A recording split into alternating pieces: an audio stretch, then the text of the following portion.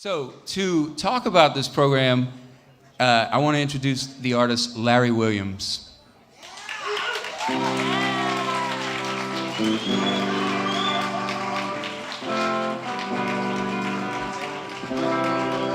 Williams. Good evening, everybody. How you doing? Am I supposed to talk about the show coming up this weekend at the Convention Center for the Arts for the Street program? Is that okay if I talk about that? With maybe 10,000 pieces of artwork over there and a whole army of volunteers, at least 200 volunteers, 300 volunteers, 10,000 works of art. Did I say that?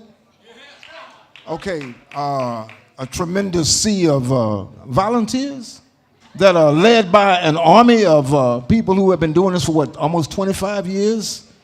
Can I talk about that? Okay. It's going to be at the Austin Convention Center this Saturday and Sunday from 11 until 5 p.m. Is that right? Is it okay if I talk about that? Okay. Did I hear somebody say that you slept in your car and became a lawyer? Is that all right? How long did you do that? How long did you sleep in your car? A different guy. I was a different guy. Okay.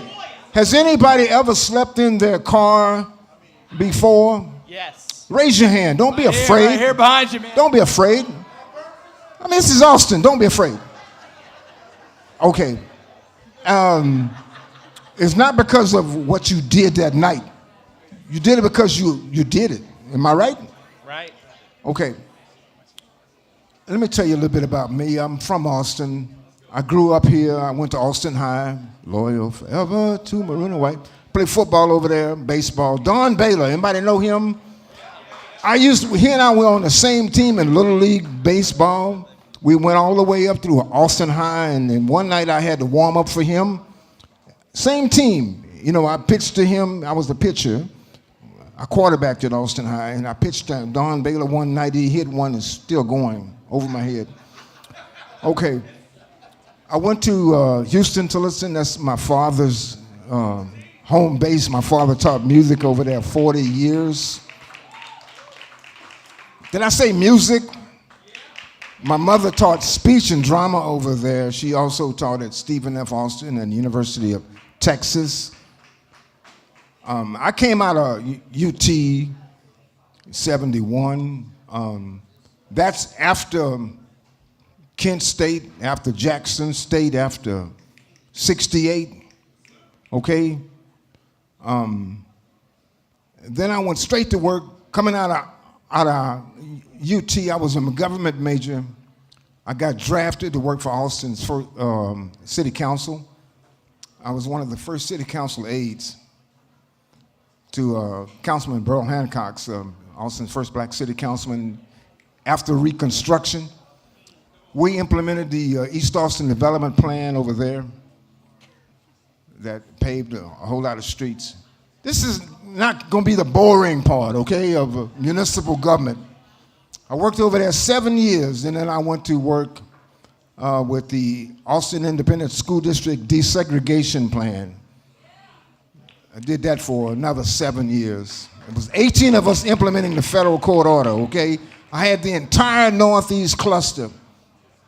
Helped open up LBJ. Worked a lot of time during that period at Johnston High School, where there was a very, very talented artist over there. Has anybody ever heard the name Amado Pena?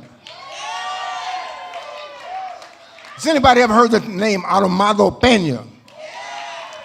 I consider him to be the quintessential, most prolific artist of color in the Southwest. When you go into a bank or a holding company, a real estate office or something like that, you might want to see some of his work. I plagiarized a lot of his work. I worked with him for 4 years. He told me, Larry, one thing, yeah, simplicidad, simplicidad. Every time you turn around, simplicidad. What?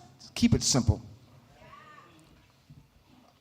I worked for the county commissioner's court. Ann Richards, is that a name?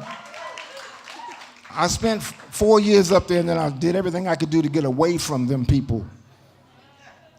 They were extremely gifted folk, but they were just really busy all the time and just nutmeg crazy, bat shit crazy. I apologize, I'm sorry. But they were prolific people that got a lot of stuff done in town I care about, okay? Went straight to work from there to the governor's office, attorney general.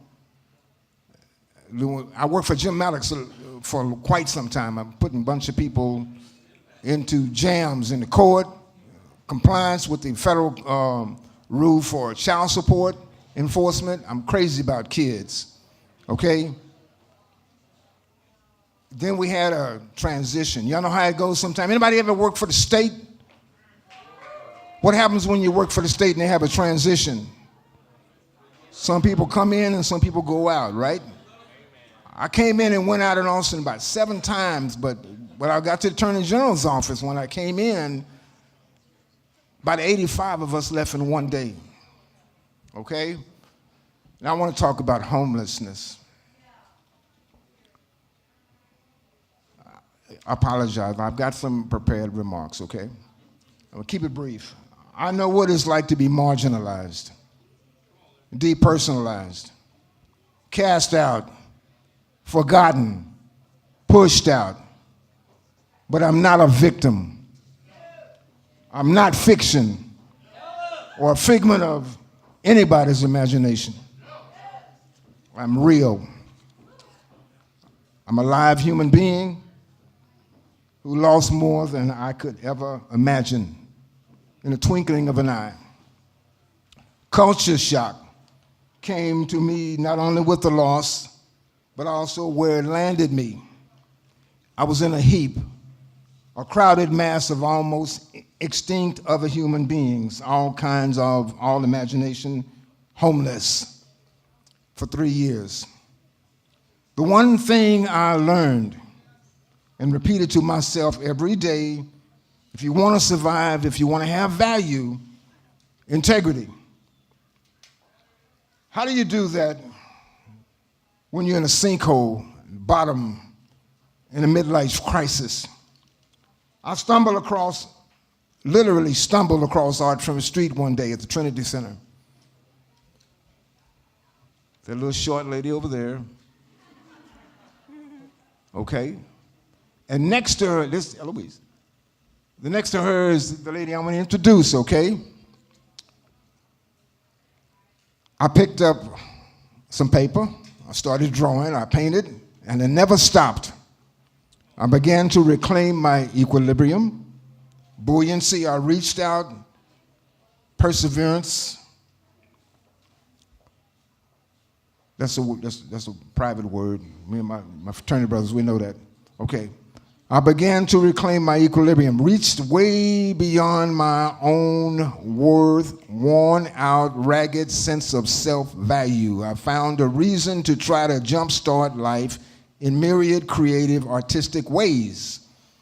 I realized I was surrounded by people who really do give a damn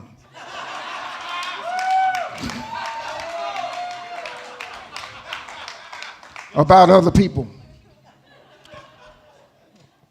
Me. Not what I look like, what they look like, what I smell like, what they smell like, or how far down their intimate fall from grace may be, but how much someone is willing to reach in so many imaginative, almost Pan-like, fanciful ways with a pencil, ink, paper, canvas, paint, line, and color. These art people really do give a damn. They do help other people rise above their human predicament?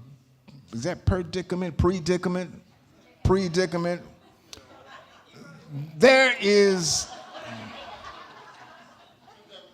is inexhaustible people power and revelation in art if you give a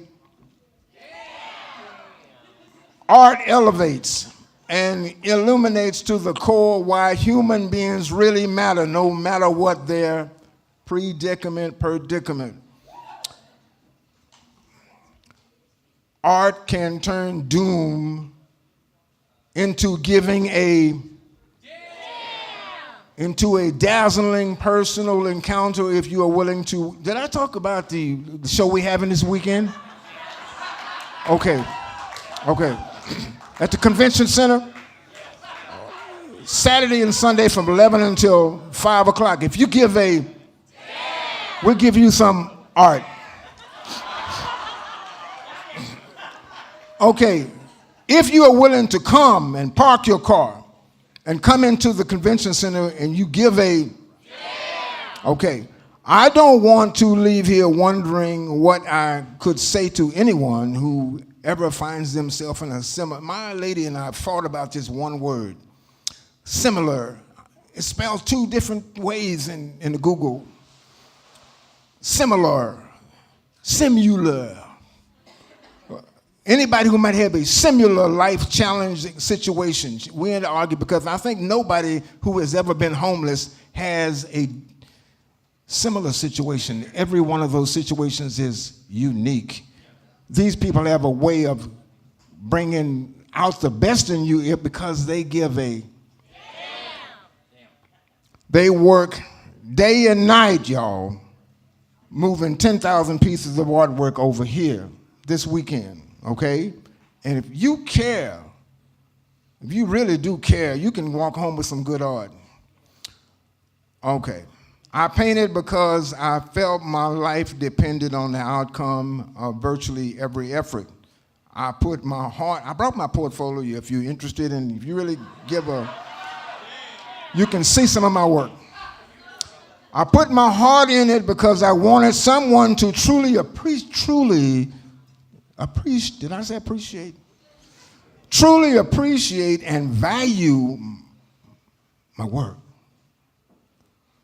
Hopefully that appreciation is a lasting experience for people who give joy and inspiration. I want to introduce Miss Kelly Warden.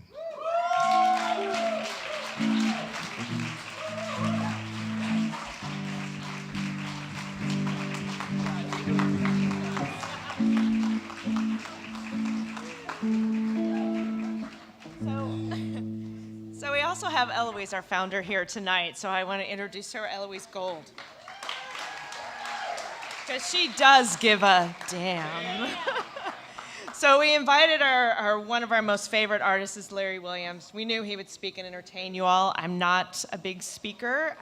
We are excited about our show coming up. We're excited to be a part of the Austin Creative Alliance here today. Thank you so much for including us and inviting our community with you all and with all the other freaks and artists in Austin. So anyway, I'm gonna have Eloise speak for just a moment, and thank you all again. Yeah, thank you. So Larry is brilliant, in case you haven't noticed. And you haven't even seen his art yet, right? It's amazing. You have? Okay, yeah. So I just want to say, if you have never been to the show, to please come out. Because one of the amazing things about it is that you go in there and you get blown away by how much beautiful creation there is. And people often go because they want, for like charity and think it's the right thing to do. And then